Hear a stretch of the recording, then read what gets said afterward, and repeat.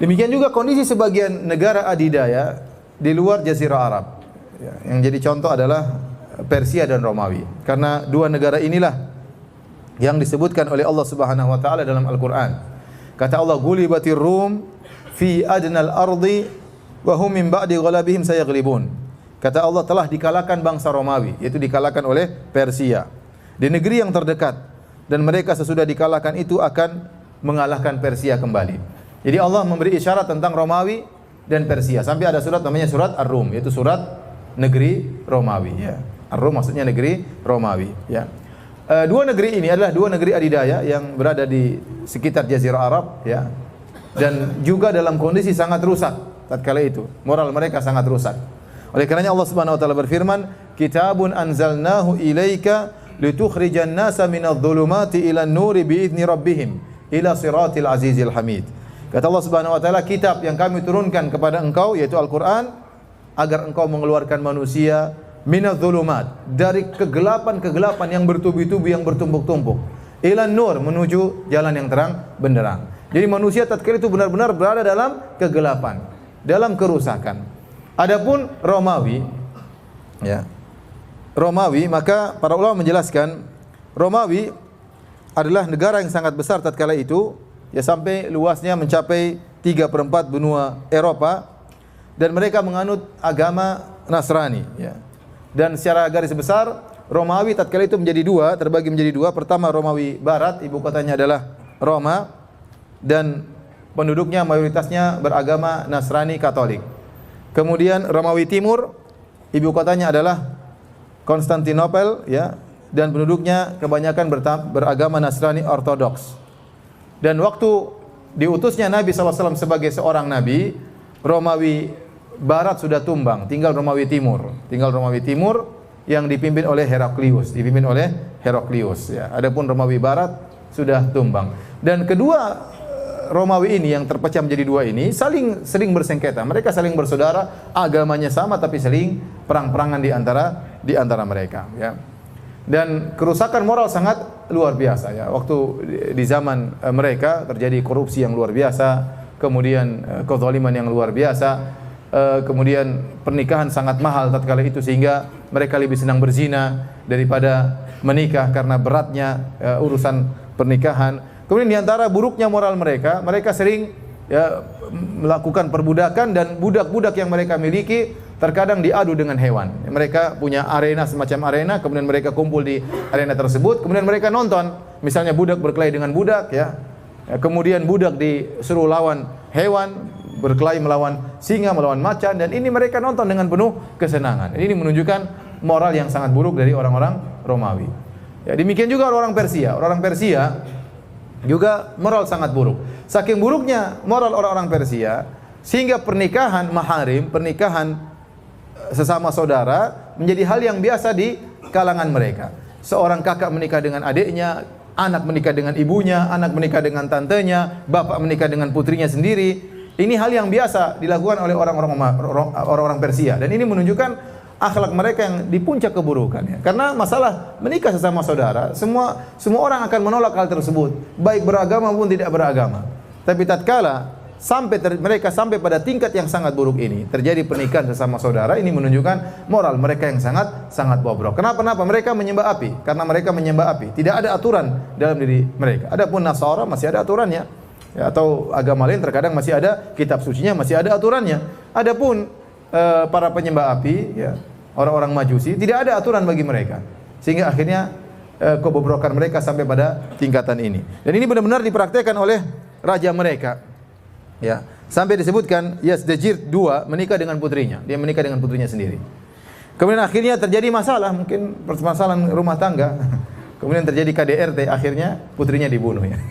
Dibunuh oleh bapaknya sendiri setelah dia menikahi putrinya. Rusak luar biasa, ya. Kemudian mereka juga secara akidah rusak. Mereka meyakini bahwasanya raja mereka keturunan Tuhan, ada darah ketuhanan, ya. Sehingga atau darah dewa mereka. Sehingga kalau mereka bertemu dengan sang raja, ya, harus dari jarak yang jauh. Tidak boleh udara yang keluar dari mulut mereka sampai kepada sang raja. Seakan-akan udara yang keluar dari mulut mereka adalah najis, tidak boleh menyentuh sang raja. Harus ada jaraknya, tidak boleh dekat-dekatan. Ini keyakinan mereka berlebih-lebihan kepada raja-raja mereka. Ini menggambarkan bagaimana rusaknya kondisi alam semesta sebelum Nabi diutus. Karenanya dalam Sahih Muslim Nabi SAW bersabda, Inna Allaha nazara ila ahlil ardi. Sungguhnya Allah melihat kepada penghuni bumi. Famaqatahum Arabahum wa ajamahum. Maka Allah murka kepada mereka semua, baik orang Arab maupun selain Arab. Illa baqaya min ahlil kitab, kecuali tinggal segelintir ahlul kitab yang masih berada di atas tauhid. Sehingga rusak, benar-benar rusak tatkala itu. Jadi Allah mengutus Nabi SAW di puncak-puncaknya kerusakan, di puncak-puncaknya kesyirikan, di puncak-puncak rusaknya moral. Baru kemudian Allah utus Nabi SAW sebagai orang yang mengeluarkan manusia dari zulumat ila nur, dari kerusakan, dari kehitaman, dari kegelapan yang bertumbuk-tumbuk menuju cahaya yang terang benderang. Hanya sedikit yang masih berada di atas kebenaran. Makanya Nabi mengatakan illa baqaya min ahlil kitab, kecuali segelintir ahlul kitab yang masih tersisa, yang masih berada di atas agama yang benar. Contohnya seperti Waraqah ibnu Naufal, ya, dan sebagian orang-orang yang masih berada di atas agama Hanafiyah. Mereka tidak berbuat kesyirikan, meskipun mereka tinggal di Jazirah Arab, meskipun terjadi penyembahan terhadap berhala luar biasa, mereka tetap tidak berbuat kesyirikan. Namun mereka hanya sedikit. Nabi mengatakan baqaya, tersisa dari ahlul kitab yang masih mentauhidkan Allah Subhanahu wa taala, adapun yang lain berada dalam kesyirikan. Taib hadirin dan hadirat yang dirahmati oleh Allah Subhanahu wa taala. Kita lanjutkan pembahasan kita. Belum lahirnya Nabi, insyaallah Nabi lahir minggu depan ya. Sekarang belum ya. Pertemuan berikutnya insyaallah baru kita bahas tentang lahirnya Rasulullah sallallahu alaihi wasallam. Sebelum lahirnya Nabi Muhammad sallallahu alaihi wasallam, ada peristiwa yang sangat besar pula yang dikenal dengan peristiwa kisah tentara bergajah yang Allah sebutkan dalam Al-Qur'an dalam surat Al-Fil. Dalam surat Al-Fil. Kata Allah Subhanahu wa taala, "Alam tara kaifa fa'ala rabbuka bi ashabil fil?" Tidakkah engkau memperhatikan apa yang telah diperbuat oleh Rabbmu kepada pasukan bergajah? Alam yaj'al kaidahum fi tadlil. Bukankah Allah telah menjadikan makar mereka yang ingin menghancurkan Ka'bah sia-sia, gagal. Wa arsala alaihim tayran ababil. Lantas Allah mengirim kepada mereka burung yang berkelompok-kelompok. Tarmihim bihijaratin min sijil. Masing-masing burung tersebut membawa sebuah kerikil batu yang panas yang kemudian dilemparkan kepada mereka. Faja'alahum ka'asfim ma'kul. Maka jadilah pasukan tentara bergajah tersebut jadi seperti daun-daun yang dimakan oleh ulat ya. Daun kalau sudah dimakan oleh ulat kan jadi hancur, lebur karena digigitin oleh ulat. Taib. Bagaimana kisah ini dan apa hubungannya dengan lahirnya Nabi sallallahu alaihi wasallam? Kisah ini ya sebabnya sebagaimana dijelaskan oleh Al-Imam Ibnu Katsir dalam tafsir surat Al-Fil. Antum bisa merujuk kepada kitab tafsir Ibnu Katsir dalam tafsir surat Al-Fil. Jadi ada seorang namanya Abraha. Abraha ini tinggal di Yaman, di Son'a. Dan dia ini dari pengikut Najasyi ya. Dari Habasyah. Abraha ini bukan orang Arab, tapi dia orang berkulit hitam dari Habasyah, Ethiopia, dan dia adalah anak buahnya Najasyi. Najasyi adalah nama raja di negeri Habasyah. Dan Raja Najasyi atau negeri Habasyah beragama Nasara. Sehingga walak mereka, loyalitas mereka kepada orang-orang Romawi, orang-orang Nasara. Sehingga Habasyah beragama Nasara. Nah, Abraha adalah utusan dari Najasyi yang menguasai kota Yaman di Son'a. Anak buahnya yang ditugaskan untuk mengurus Son'a. Nah, Abraha ini ingin cari muka kepada Najasyi atau ingin cari muka kepada Heraklius yang beragama Nasrani. Maka dia punya ide ingin bikin gereja yang sangat besar. Dia juga jengkel sama orang-orang Arab yang tiap tahun pergi berhaji ke kota Mekah, kemudian tawaf di Ka'bah, kemudian melaksanakan haji ya di Mina, Arafah, sehingga dia ingin membuat sesuatu yang bisa menandingi Ka'bah. Akhirnya dia bangunlah sebuah gereja yang sangat besar. Gereja tersebut dinamakan dengan gereja Al-Qullais.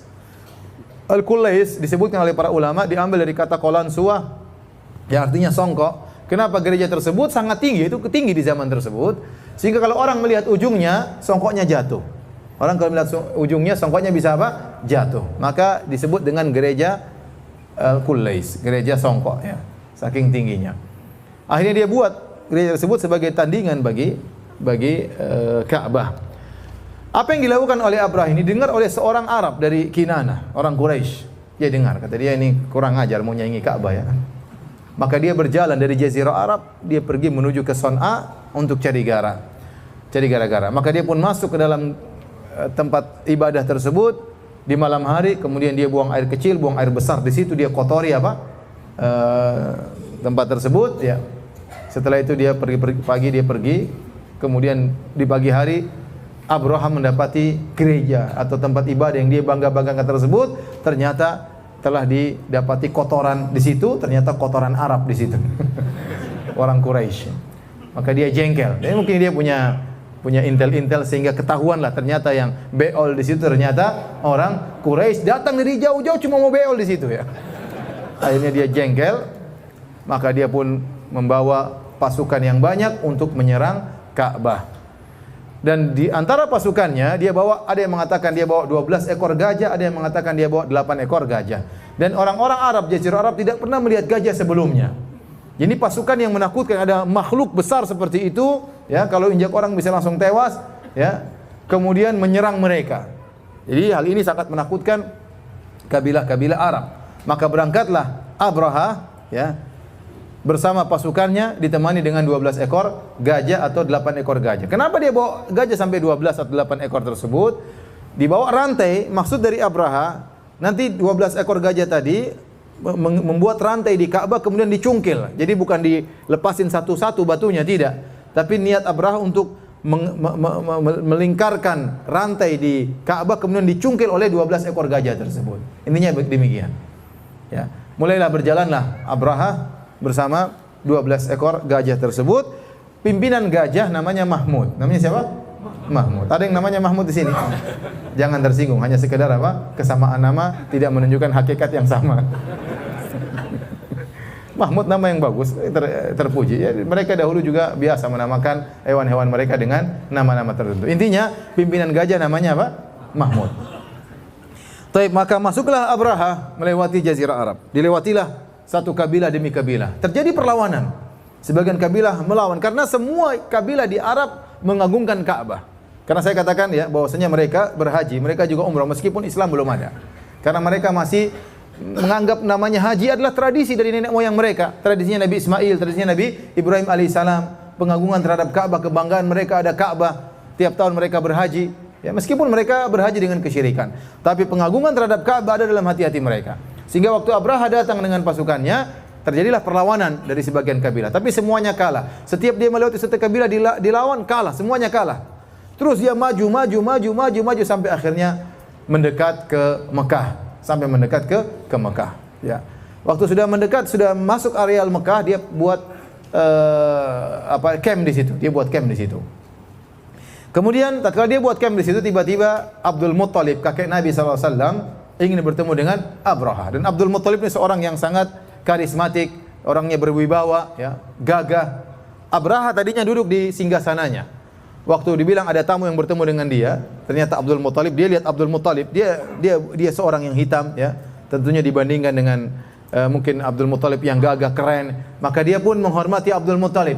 Tadinya dia duduk di singgasana, akhirnya dia turun di bawah, duduk di permadani supaya sederajat dengan Abdul Muttalib karena dia melihat karismatik Abdul Muttalib yang luar biasa. Sehingga dipersilakan untuk berbicara. Ternyata waktu berbicara dengan Abdul Muttalib bilang kepada Abrahah, "Wahai Abrahah, engkau telah mengambil 200 ekor ontaku. Kembalikan 200 ekor ontaku." Abrahah kaget, kata Abrahah, "Tadi waktu sebelum kita berbicara, saya lihat engkau adalah seorang yang hebat, ya, engkau berkarismatik. Saya pikir kau datang untuk membela Ka'bahmu. Ternyata kau ngurus ontamu, ya. Ka'bah tidak kau urus." Maka Abdul Muttalib mengatakan, "Inni ana rabbul ibil. Wa inna lil baiti rabban sayamna'uhu." Saya adalah pemilik onta. Kembalikan onta saya. Ka'bah sudah ada pemiliknya sendiri. Itu urusan pemiliknya. Ya. Akhirnya Abraham mengembalikan onta-onta Abdul Muttalib, dan Abdul Muttalib mengingatkan, sungguhnya walil Ka'bah rabbun yahmiha. Sungguh Ka'bah itu memiliki pemilik yang akan menjaga Ka'bah. Maka Abraha dengan sombongnya berkata, "Makana liyamtani aminni." Dia tidak bisa mencegahku. Pemilik Ka'bah itu tidak akan bisa mencegahku. Maka Abraha melanjutkan perjalanannya membawa pasukan bergajah. Apa kata Abdul Muttalib waktu mendengar Abraha mengatakan dia tidak bisa mencegahku? Kata Abdul Muttalib, "Anta wa dzak, itu urusanmu, itu urusanmu." Kemudian Abdul Muttalib segera balik pulang ke Ka'bah, kemudian berdoa kepada Allah Subhanahu wa taala. Maka Abraha melanjutkan perjalanannya. Dan dia sempat berkata, ya, dia berkata dengan kesombongan, dia berkata, "Ukhbirtu bihadzal baiti alladzi la yadkhulu ahadun illa amin, faji'tu ukhifu ahlahu." Saya dengar tentang Ka'bah ini, tentang Mekah, katanya kalau ada orang masuk di Mekah pasti aman, tidak ada yang berani ganggu. Penduduknya merasa tentram di kota Mekah. Saya datang untuk memberi ketakutan kepada penduduk kota Mekah. Jadi dia sombong dan angkuh. Ya. Kemudian akhirnya dia bawa gajahnya, ya. Tatkala mendekati Ka'bah sudah semakin dekat, tiba-tiba gajah-gajah yang dia bangga-banggakan tersebut berhenti, tidak mau jalan. Mahmud tidak mau jalan, ya. Dan gajah-gajah juga tidak mau jalan. Maka Abraha bingung, ya, ini kenapa tidak mau jalan? Kalau dibelokkan ke kiri jalan, dibelokkan ke kanan jalan. Kalau suruh mundur lebih cepat lagi jalannya. Suruh maju menuju Ka'bah tidak mau. Bisik-bisikin pawangnya datang tidak mau. Mahmud tidak mau gerak. Kalau Mahmud tidak mau gerak, yang lain juga tidak mau gerak. Akhirnya mereka kebingungan. Tatkala mereka sedang gelisah tersebut, tiba-tiba datang sekelompok burung-burung yang membawa kerikil atau batu yang melemparkan batu tersebut kepada mereka. Kata Ikrimah, beliau berkata, "Annaha kanat tayran khudran kharajat minal bahri laha ru'usun ka ru'usis siba." Burung-burung tersebut berwarna hijau, keluar dari laut, ya mungkin dari Jeddah, dari mana ya. Kemudian lehernya seperti binatang buas. Setiap burung tersebut membawa kerikil yang panas, kemudian dilemparkan kepada pasukan Abraha. Toiran ababil, ababil maksudnya berkelompok-kelompok. Bukan nama burungnya burung ababil, ya jangan salah. Ya, ini burung apa? Burung ababil, bukan. Ababil maksudnya berkelompok-kelompok. Kemudian mereka pun burung-burung tersebut melemparkan kerikil tersebut mengenai pasukan Abraha. Ada di antara mereka yang langsung tewas tatkala itu, ya. Dan di antara mereka ada yang tidak langsung tewas, tapi begitu terkena batu tersebut, mereka ditimpa dengan penyakit gatal yang luar biasa, sehingga mereka menggaruk-garuk tubuh mereka sampai lepas kulit-kulit mereka. Dalam riwayat disebutkan, "Fama baqiya minhum ahadun illa akhadhatul hakkah atau hikka fakana la yahku ahadun minhum jildahu illa tasaqat lahmuhu." Tidak seorang pun yang terkena dengan lemparan batu tersebut kecuali ditimpa dengan gatal yang luar biasa, sehingga kalau mereka menggaruk tubuh mereka pasti lepas daging dan lepas kulit mereka. Sebagian mereka tewas seketika. Adapun Abraha tidak langsung tewas. Maka dia menderita rasa gatal, kemudian dibawa lari menuju ke kampungnya, kembali ke Son'a. Terus dia berjalan dibawa ke sana, dan tatkala dalam perjalanan tubuhnya preteli, ya. Preteli bahasa Jawa, ya. Preteli kalau bahasa Jawa kan? Terlepas sedikit demi sedikit, jarinya lepas, tangannya lepas, kupingnya lepas, hidungnya lepas, sampai akhirnya tiba di Son'a, jantungnya keluar, tewas, agar mereka lihat inilah orang yang hendak merusak Ka'bah, ya. Dari sini tatkala terjadi peristiwa dihancurkannya pasukan tentara bergajah ini, mengangkat wibawa kaum Quraisy. Kenapa? Ternyata mereka tidak punya andil dalam melawan Abraha dan pasukannya, tapi mereka dimenangkan oleh Allah Subhanahu wa taala. Dan Allah punya hikmah di balik ini, kata para ulama. Ini salah satu tanda-tanda lahirnya Nabi sallallahu alaihi wasallam. Karena Allah mengangkat suku Quraisy tatkala itu. Karena dalam suku Quraisy ada siapa? Ada Muhammad sallallahu alaihi wasallam.